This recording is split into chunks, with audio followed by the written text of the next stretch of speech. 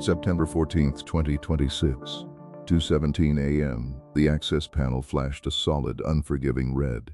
Inside the server farm, the air conditioning units hummed a flat, monotonous note that usually suggested absolute security. But tonight, that sound was drowned out by the frantic, shallow rhythm of a heart hammering against ribs in the dark. How did someone walk past retina scanners, fingerprint mats, and voice authentication systems designed to stop armies? The answer wasn't a keycard or a stolen password. It was simpler, more chilling. The system believed the intruder was the CEO himself, down to the unique, nearly imperceptible tremor in his resting hand. The lights flickered, the red turned green, and the vault door hissed open, revealing not guarded secrets, but a single, empty memory drive blinking a slow, triumphant blue. The illusion of impenetrable digital armor, the promise of biometric certainty, was broken. We thought our biology was the final firewall, the unforgeable proof of identity. We were wrong. We were all just data points waiting for the right mathematical echo. This is the story of how we taught machines to recognize us, and then how we taught them to be fooled. Ideas is reddened to grammars and hickories and wildfacustas this and sacrifice lupin. The push began subtly, years earlier, not in high-security bunkers but in the convenience of the morning commute. That first tap of the thumb on a smartphone screen, unlocking a world of personal data. It felt frictionless, futuristic. The technology scaled rapidly. Airports began demanding retinal scans for expedited lines. Banks started recognizing the specific cadence of a voice ordering a transfer. Every interaction became an audit, a silent confirmation of "you are you." The more we surrendered these biological markers, the more our identities became tied to the accuracy of the sensors reading them.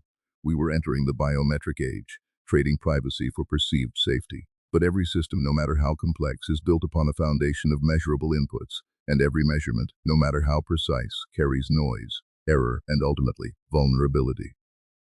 It began with the noise. Not the digital static we are used to, but the inherent imperfection of the human body. A fingerprint smeared by a drop of water, a voice slightly hoarse from a cold. Early biometric systems were programmed to tolerate minor deviations, a necessary tolerance to avoid locking out legitimate users thousands of times a day.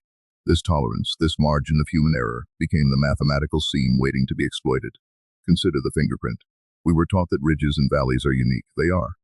But what if you don't need the original finger? What if you only need the ghost of the input?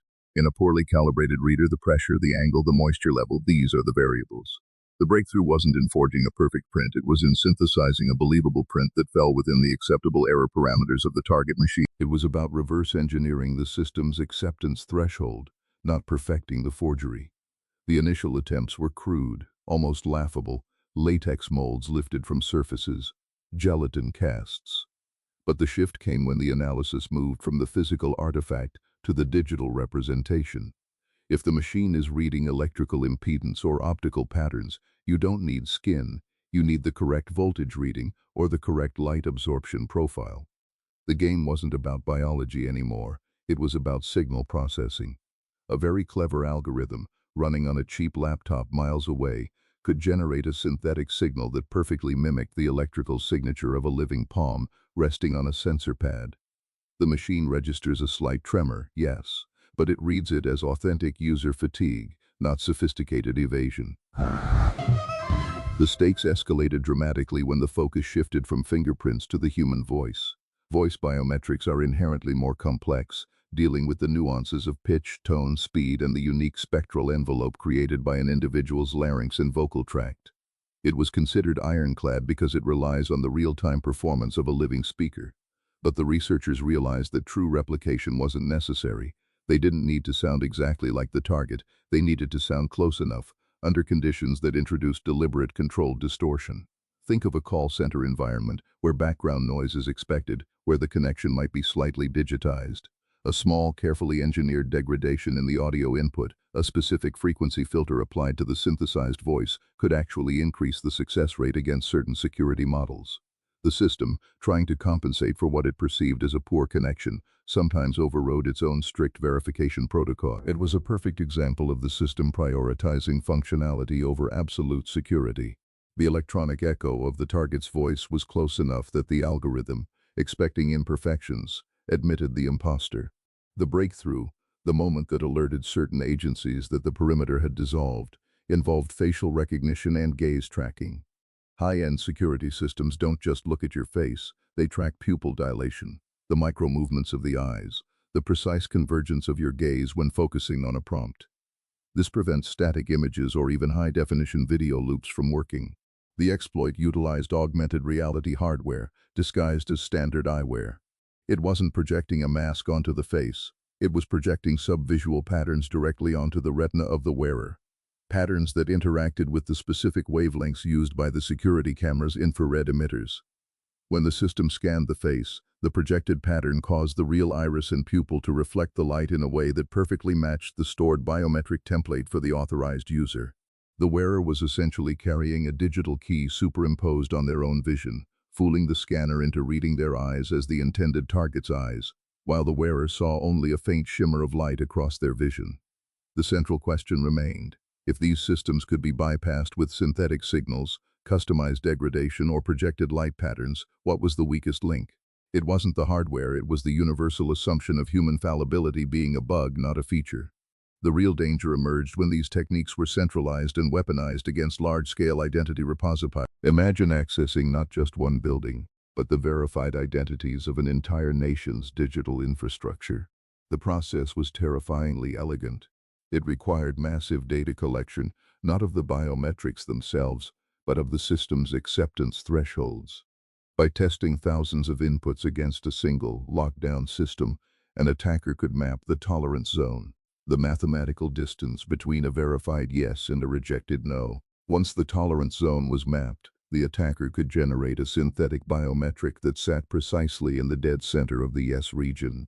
It was statistically impossible to distinguish from a genuine signal because it was designed specifically to look exactly like the average acceptable input for that particular sensor on that particular day.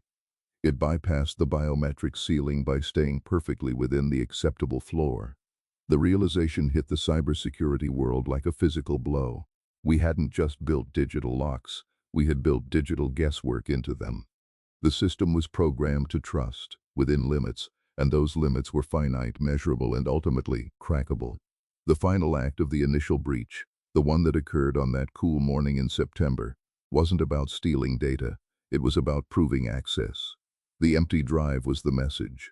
The access logs, when finally recovered, showed no anomalies, no failed attempts, no alerts. The logs simply recorded user ID 0001, access granted, duration 4 minutes 12 seconds. The individual who walked out of that vault had never been scanned, never been verified in the traditional sense. They were an algorithmic ghost, a sequence of perfectly timed electrical pulses generated by hardware held discreetly in a jacket pocket. They didn't impersonate the CEO, they impersonated the system's belief in the CEO. The biometric bypass isn't a single hack, it's a philosophy of attack. It teaches us that absolute certainty in identification is an illusion, especially when that certainty relies on translating the messy analog world of human biology into the rigid, quantifiable language of binary code.